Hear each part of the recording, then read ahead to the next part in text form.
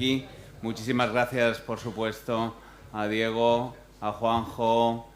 bueno, a ti también te incluyo por ser el que viene tal, y a Belén por la invitación de estar otro año más con todos vosotros. A mí me han dicho que hable de quimeras del pasado, y la verdad es que, parafraseando a Sabina, no me gusta invertir en quimeras, me han traído hasta aquí tus caderas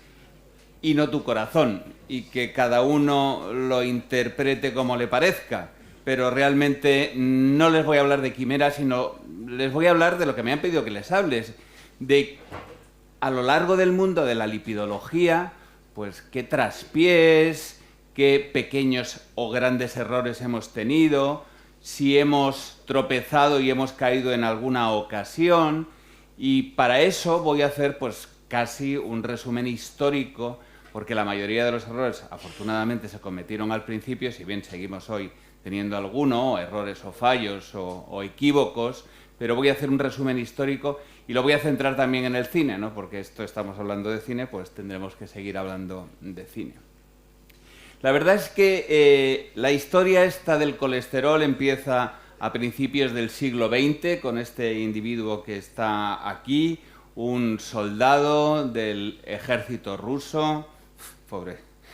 viene muy mal hablar del soldado del ejército ruso, pero que se llamaba Aniskov y que se dedicaba a la investigación, aparentemente a la investigación. Y este señor pues se dedicaba a alimentar a conejos con colesterol y luego veían el desarrollo de placas de ateroma y bueno, pues describió que las placas de ateroma era simplemente el depósito del colesterol que se comía en las arterias, ¿no? Y esto ocurrió, como digo, a principios de siglo, y cuando terminaba este señor de sus experimentos, pues se iba a ver las películas que había en aquel momento, como El acorazado Potemkin, que era una película de la zona. Lo que fue sorprendente es que si esto fue a principios del siglo XX, ¿cómo tardamos tanto tiempo en darnos cuenta que el colesterol que nosotros comíamos también tenía un impacto sobre nuestra arteriosclerosis y sobre las enfermedades cardiovasculares? Porque repasando la literatura,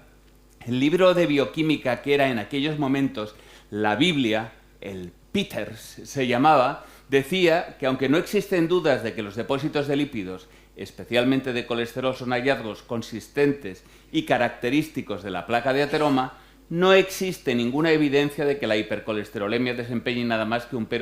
mero papel concurrente en su producción. O sea que estábamos perdiendo 40 o 50 años hasta que realmente nos dimos cuenta que el colesterol era un factor de riesgo cardiovascular. Y nos dimos cuenta en los años 50, algo que todos ustedes saben, cuando en la pequeña ciudad de Framingham, cerca de Boston, se puso en marcha el gran estudio epidemiológico que ha demostrado pues todos los factores de riesgo que hoy conocemos, y entre ellos se descubrió que el colesterol era un factor de riesgo cardiovascular. Esto fue publicado en el Annals of Internal Medicine en el año 61 y, como pueden observar, es la primera demostración que a mayores niveles de colesterol, como ven ustedes aquí, pues mayor es el riesgo de desarrollar infarto agudo de miocardio. En aquellos tiempos el infarto de miocardio venía dado probablemente por el colesterol, pero supongo que también por ver a Natalie Wood en West Side Story, que en aquellos momentos, en ese año 1961, pues fue cuando se estrenó esta película. Es evidente que al demostrarse que los niveles de colesterol se asociaban con el riesgo de enfermedades cardiovasculares, a todos se nos ocurre que se empezó a pensar que si bajáramos los niveles de colesterol, reduciríamos la tasa de complicaciones cardiovasculares. Esto es una obviedad. Y en aquel entonces no se disponía de muchas alternativas para bajar los niveles de colesterol, y en el primer gran ensayo clínico que se hizo, que fue el Coronary Drug Project, se buscaron aquellos fármacos o aquellas sustancias que tenían un impacto, aunque fuera pequeño, sobre los niveles plasmáticos de colesterol.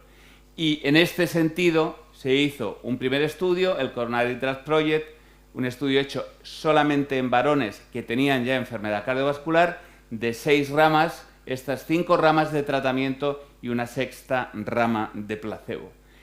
El estudio, bueno, lo analizaremos luego, pero simplemente decir que al año de iniciado el estudio, en el año 1970, la rama de altas dosis de estrógenos tuvo que suspenderse porque los pacientes tuvieron un incremento en el riesgo de trombosis, de tromboembolismo pulmonar, tromboflebitis, infarto agudo de miocardio y mayor tendencia a la mortalidad, por lo que en el 70 se paró esa rama. La rama de dextrotirosina se paró un año más tarde por aumento de la mortalidad y múltiples efectos adversos. Eso sí, bajaba el colesterol, claro. La tercera rama, la de estrógenos a dosis media, se paró un año después, en el año 72, por un incremento del riesgo también de tromboembolismo pulmonar, mayor mortalidad, etcétera, etcétera. Y las únicas dos ramas que llegaron hasta el final del estudio, hasta el año 75, fueron la de clofibrato, que no demostró ningún beneficio en términos de morbimortalidad cardiovascular, y la de ácido nicotínico, que sí por fin se encontró un fármaco que reducía los niveles de colesterol, reducía la tasa de infarto agudo de miocardio y en estudios posteriores se podía observar cómo reducía la mortalidad. Con estos datos que hoy clasificaríamos como probablemente decepcionantes, el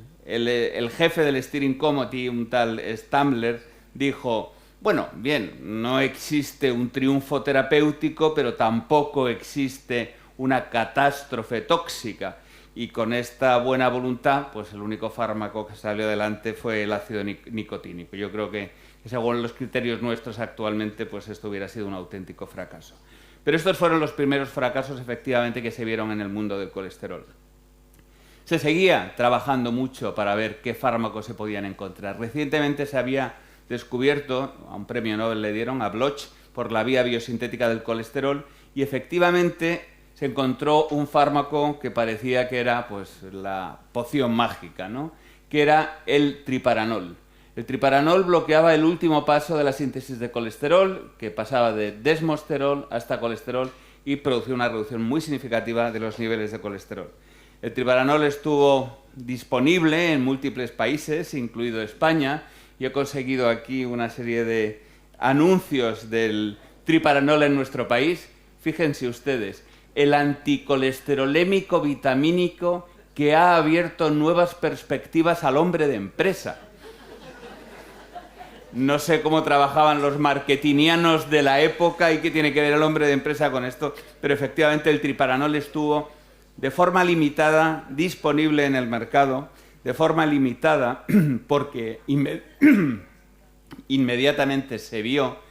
que la utilización de triparanol reducía el colesterol, pero aumentaba muchísimo los niveles de desmosterol, que se acompañaban de cataratas. Y muchísimos de los pacientes que lo tomaron desarrollaron cataratas, y muchísimas de las mujeres que lo tomaron tuvieron efectos teratógenos, por lo que hubo que retirar el fármaco inmediatamente. Lo sorprendente es que la empresa que lo comercializó, Merrell, ya tenía datos antes de la comercialización de que este fármaco podía ser tóxico. Todos los directivos de la compañía fueron a juicio y varios de ellos acabaron, no sé durante cuánto tiempo, y en la cárcel. Y fue interesante en el sentido de que este fármaco llevó a que se empezaran a valorar los ensayos clínicos y la comercialización de fármacos de una manera distinta. Hubo un cambio legislativo enorme en Estados Unidos que luego salpicó al resto del mundo en cuanto a qué características tenía que tener un fármaco para ser comercializado. Por lo menos en ese sentido fue positivo. Por tanto, seguíamos sin fármacos para bajar el colesterol y había que buscar nuevos fármacos, y en este sentido pues salieron otros dos fármacos que se han mantenido durante muchísimo tiempo. Uno de ellos la colestiramina, que en el Coronary Primary Prevention Trial demostró en prevención primaria que reducía la tasa de complicaciones cardiovasculares, y el otro los fibratos, en este caso el gemfibrocilo, que demostró también algunos estudios, como en el VA-HEAT, que su administración pues producía descensos en la tasa de complicaciones cardiovasculares. Por tanto, teníamos aquí a los tres magníficos, el ácido nicotínico, las resinas y los fibratos, como únicos fármacos disponibles a principios de los años 70. Claro que a principios de los años 70 hubo un japonés que se fue a trabajar a Estados Unidos, que se llamaba Akira Endo, y posteriormente volvió a Japón y empezó a trabajar en los laboratorios Sankyo. Y este japonés empezó a mirar qué hongos podían inhibir la síntesis de colesterol. Él había demostrado que los hongos, de alguna manera, evitaban que crecieran las bacterias porque impedían que formaran su cápsula bacteriana, y él estimaba o entendía que los hongos producían alguna sustancia que impedía la síntesis de colesterol para formar esta membrana. Y encontró, después de 6.000 intentos, 6.000 hongos testados, el Penicillium citrinum, del que salió la lovastatina. Supongo que en aquel momento diría, tómbola, lo encontré, ¿no? La verdad es que las estatinas pues son absolutamente las personas más deseadas del momento. Todo el mundo utiliza estatinas, a todo el mundo nos gustan las estatinas y el éxito de las estatinas ha sido incuestionable. Pero las estatinas también han tenido algunos problemas. Quizá, como empezaron a salir varias estatinas, tenían que diferenciarse entre ellas y la industria farmacéutica durante los años 90 armó muchísimo ruido intentando diferenciarlas entre ellas y hablando de los efectos pleiotrópicos. Cada estatina que salía no solamente bajaba el colesterol más o menos, eso era lo menos importante. Lo importante es que tenía algunas acciones más allá del descenso del colesterol que probablemente tenían cierta relevancia. Yo he hablado y he dado charlas de efectos pleiotrópicos de las estatinas, no sé, 20, 30 veces, y hoy por hoy puedo decirles, o creo que puedo decirles, que si bien es verdad que las estatinas tienen algún efecto pleiotrópico más allá del descenso del colesterol, su eficacia procede casi o simplemente del descenso del colesterol. Por tanto, yo creo que esto es un globo que se ha deshinchado a lo largo de los años, pero que nos ha mantenido ocupados durante mucho tiempo. La otra cosa que es negativa en el sentido de las estatinas es la aparición de una estatina, la ceribastatina, el Lipovay. Ven ustedes aquí cómo cuando se retiró Bayer retira el medicamento contra el colesterol. Una estatina que salía en microdosis porque se utilizaba con dosis de 0, algo, pero en cualquier caso cuando se unía a genfibrocilo producía una miopatía y una rhabdomiolisis pues con una elevada incidencia. Esta es la responsable de que ahora mismo todos los pacientes que tenemos que nos vienen a la consulta con ciertos desequilibrios emocionales nos digan que son intolerantes a las estatinas. Porque si esto no llega a haber ocurrido, probablemente no tendríamos tantos pacientes intolerantes a las estatinas en la actualidad. En cualquier caso, como digo, las estatinas pues, han demostrado beneficios en prevención primaria, en prevención secundaria. Bueno, pues obviamente el camino del éxito pasa por ellas. Pero claro, el hecho de que las estatinas fueran tan exitosas obligó a replantearse a aquellos pocos fármacos que teníamos previamente disponibles a ver si seguían siendo útiles en un mundo que era el nuevo mundo de las estatinas. Y cuando todos ellos testaron a ver si eran añadidos a estatinas más o menos eficaces, pues la mayoría de ellos fueron cayendo como fichas de dominó. En este sentido, el ácido nicotínico, que ya hemos visto que fue un fármaco que había demostrado reducciones de la mortalidad y de la morbilidad cardiovascular, bueno, pues en al menos 2 estudios, el estudio AIM-HI que está aquí, cuando se daba simvastatina frente a simvastatina de ácido nicotínico, pues el ácido nicotínico no aportaba nada. No aportaba nada a lo que ya daban las estatinas. No solamente el AIM-HI, sino también el HPS-2 Thrive, un estudio igual, ácido nicotínico más una estatina frente a la estatina tampoco demostró nada. El ácido nicotínico cayó en aquellos momentos porque las estatinas les habían borrado del mapa, al igual que ha ocurrido con los fibratos. Los fibratos, para reducir la tasa de complicaciones cardiovasculares, no habían demostrado en el mundo estatínico asociados a estatinas aportar nada más, como se ve en el estudio ACCORD, pero todavía quedaba la posibilidad de que se había visto que en algunos subgrupos de estudios de fibratos más estatina frente a estatina solo, aquellos participantes que tenían los triglicéridos levemente altos y el colesterol HDL levemente bajo, parece que sí se beneficiaban de la utilización de fibratos en términos de reducción de eventos cardiovasculares. Claro, todos eran estudios post-hoc, los europeos nos los chupamos y seguíamos recomendándolo, los americanos dijeron que Nanay de la China, que tenían que demostrarlo en un estudio, y este es el estudio Prominent, el gran estudio hecho con fibratos en pacientes, todos ellos en tratamiento con estatinas, en pacientes con niveles elevados de triglicéridos y HDL bajo. Este es el estudio que se acaba de presentar en American Heart la semana pasada, que se acaba de publicar en el New England y que ha demostrado que la utilización Dios mío, estos son los de COWA que me están haciendo, han demostrado que la utilización de fibratos no sirve para, cuando se dan estatinas, no sirve para reducir la tasa de complicaciones cardiovasculares. Por tanto, los fibratos los pueden seguir ustedes utilizando en pacientes con triglicéridos elevadísimos por encima de 500 o de 1000 para reducir la tasa o el riesgo de desarrollar una pancreatitis, pero para reducir el riesgo de complicaciones cardiovasculares, olvídense de ellos. Por tanto, en este tiempo, pues las resinas se nos han quedado como el bueno porque siguen estando ahí si es que hay algún paciente que sea capaz de tolerarlas, y el ácido nicotínico y los fibratos pues, se han convertido en el feo y el malo porque realmente han desaparecido de nuestro, o deberían desaparecer de nuestro armamento terapéutico. Ya no sigo hablando del colesterol LDL porque ya todo lo que viene en el futuro lo comentará el doctor Laoz y de momento el ezetimibe, el ácido bempedoico, los inhibidores de PCSK9, que son las cosas comercializadas, pues de momento no han tenido ningún bache y siguen siendo muy activos. Por último, el otro foco de atención que ha tenido la lipidología durante tantos años ha sido el colesterol bueno, el colesterol HDL. Todos ustedes saben que niveles bajos de colesterol HDL se asocian con un incremento del riesgo de complicaciones cardiovasculares, por tanto parecía sensato también pensar que si aumentábamos los niveles de colesterol HDL íbamos a tener menos complicaciones cardiovasculares y menos mortalidad, y en este sentido pues hubo un gasto impresionante en el desarrollo de inhibidores de CETP, que CETP es simplemente una enzima que está en la sangre y que transfiere colesterol desde las HDL hasta las LDL, de tal manera que si nosotros inhibimos esta enzima, el colesterol se queda en las HDL, con lo que aumenta el colesterol HDL, y llega poco a las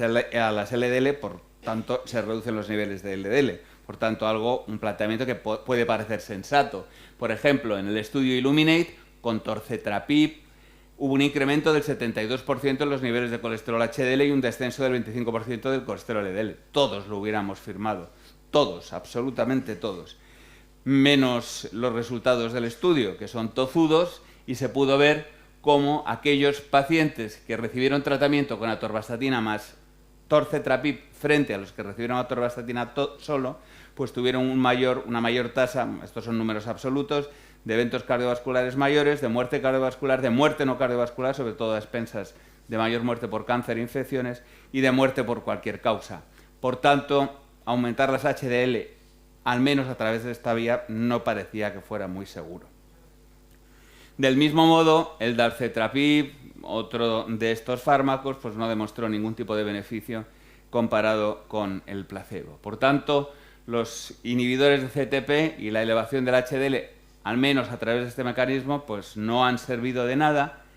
pero lo que sí que nos ha servido es para replantearnos el mundo de las HDL y la relación de las HDL con el riesgo cardiovascular. Y en este sentido, la disponibilidad de enormes bases de datos ha permitido demostrar que efectivamente, si tu colesterol HDL está bajo, estos son hombres y estos son mujeres, y más hacia allá, colesterol HDL más bajo, si está bajo, tienes una mayor mortalidad por cualquier causa, mayor mortalidad por enfermedad isquémica del corazón, infarto agudo de miocardio, mayor riesgo de ictus, o sea, tenerlo bajo es muy malo,